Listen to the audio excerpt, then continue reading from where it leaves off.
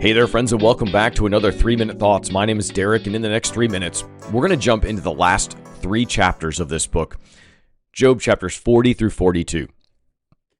Now, this is where things take a bit of a weird turn.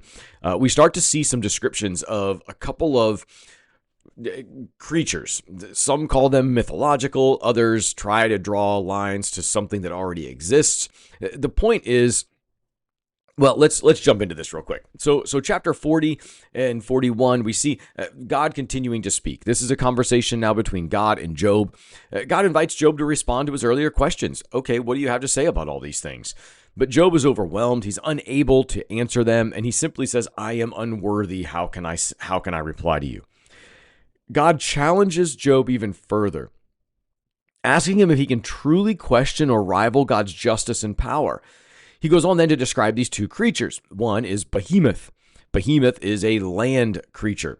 Behemoth actually is the plural form of the Hebrew word for beast. So we're talking something like a land animal. And then Leviathan is actually an old myth from this time period. It would have been a sea creature that looks a lot like a serpent. The name actually literally means the twisting one, or one who twists things. So here you have Behemoth, a land creature, and this serpent-like creature that twists things. So both of them, one land, one sea, they demonstrate these forces beyond human control. Whether they are physical animals that were created in time, some thinks it's a big sea snake, Leviathan, or others that Behemoth is actually the hippopotamus.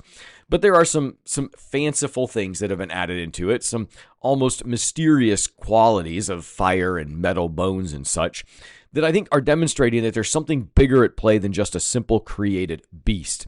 So they're there to demonstrate that there's forces beyond human control, but they are ultimately under God's control. God is going to demonstrate and describe how Leviathan, even in this vivid detail, is unable to match God's power.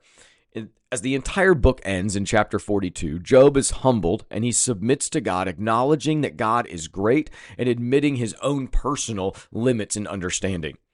Job is going to say in chapter 42, My ears have heard of you, but now my eyes have seen you." This is a demonstration that there is a deeper recognition now of God's majesty.